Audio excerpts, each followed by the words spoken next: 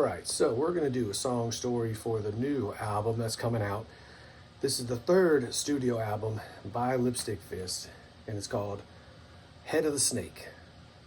Now, that can mean a lot of different things to a lot of people, but snakes are usually kind of like shady, shitty people that maybe stab you in the back or like screw you over in some ways, and I'm sure we met a lot of those people, especially if you worked a job with some slimy corporate pieces of garbage, because those people, especially if they're like, kind of like, hey bro, those people you can't trust.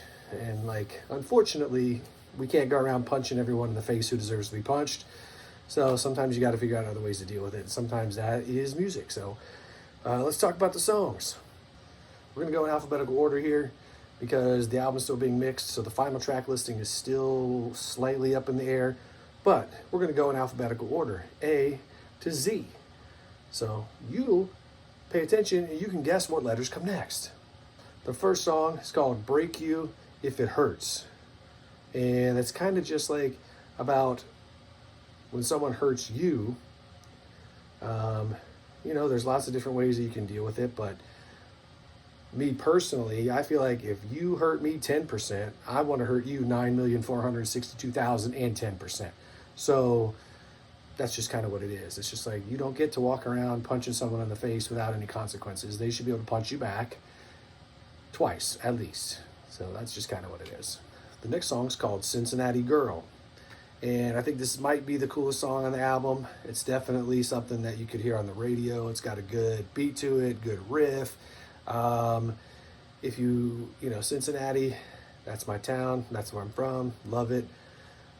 Our sports teams are infuriating at times, but it's a good town. We got the skyline chili and shit. You can't go wrong with that. But if you've been dating in the Cincinnati area, you know that there are some females in the Cincinnati area that are like maybe a little bit mentally unstable, and maybe will also like not hesitate to get into a fight and beat the shit out of somebody at a moment's notice. So that's kind of what this is like. It's like, she may love you and be good to you and everything like that, but don't test her out or she won't hesitate to break a vase over your head. That's essentially what we're looking at. The next song is called Cry For Me, and it's just like a sad song. It's kind of like a more unusual than any other song that we've put on anything that we've done so far. So it's like a more mellow type song, just a classic kind of feels song. Did It. This song just came out. It doesn't really have a specific meaning, or it's not about a specific person. It just came out the way it came out, and I think it ended up being pretty good. It's a song that just kind of wrote itself almost. The next song is called Eclipse. It's called Eclipse because I was messing around with the riff around the time we had that solar eclipse like a few years back. So I thought that'd be a cool title.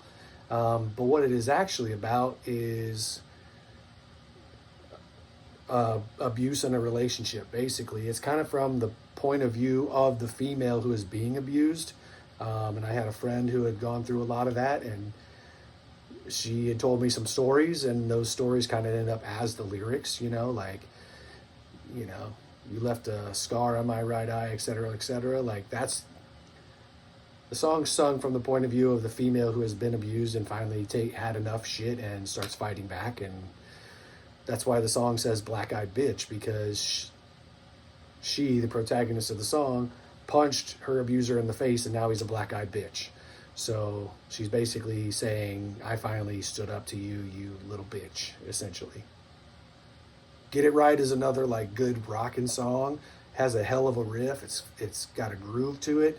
It's just about how she kind of will do whatever she needs to do to get herself right, whether that's drugs or whether that's just being a not great human being, or whether that's punching you in the face. Midnight is probably the most radio-friendly song on the record. It kind of wrote itself, basically. It's got a cool vibe. It's got cool lyrics.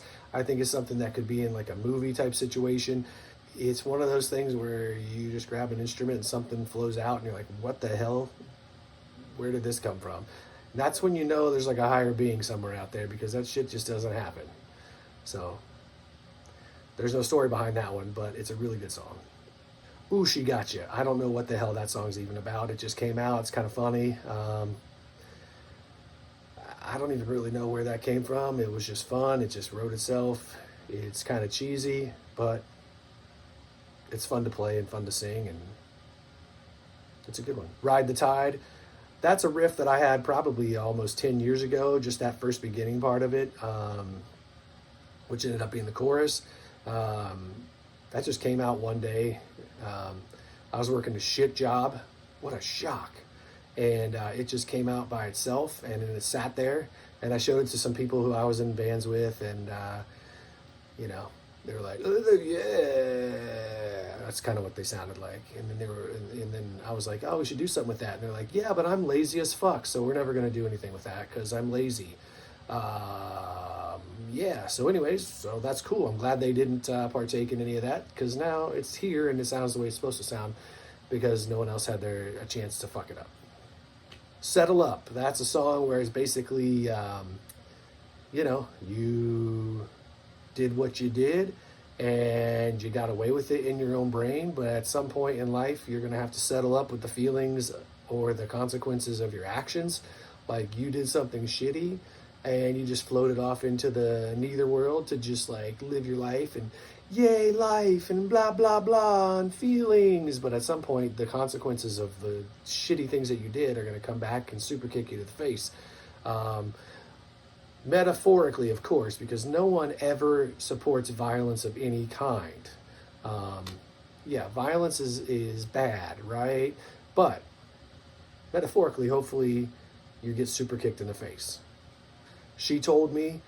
That's a very just weird song that came out with some weird guitar riffs and some pedals, and it just kind of feels like, it kind of, to me, reminds me of if I was like just sitting on the moon, playing almost stonery sounds. And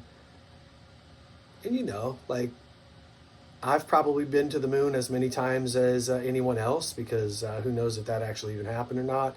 So I feel like I can safely say that that's what a song written on the moon would sound like, because, like, there's no proof otherwise, right? Fuck the government.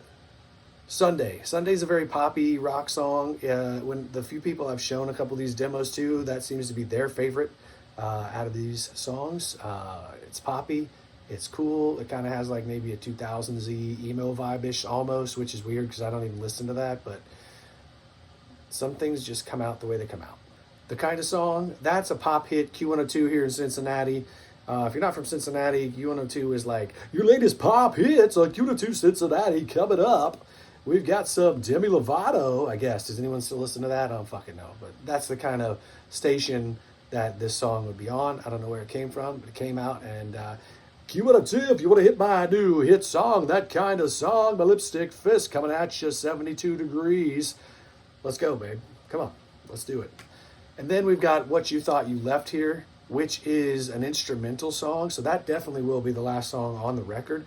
It's kind of like a little tip to the old hat towards Ace, because Ace, on all his solo records, he would put an instrumental song. They usually had like a connected title, so I don't know if that'll stay that way for the next album. But this is an instrumental that I just really like the vibe of it, and I don't have any other instrumentals that have put on any records or anything like that, so I think and the sound of it is a little bit of a different type than what is normally on a Lipstick Fist album, so I think it'll be really cool. So these are the songs on Head of the Snake, and Head of the Snake, by the way, has badass artwork by my good friend, the badass Sammy Parsons, who is a badass and created a great look for the album.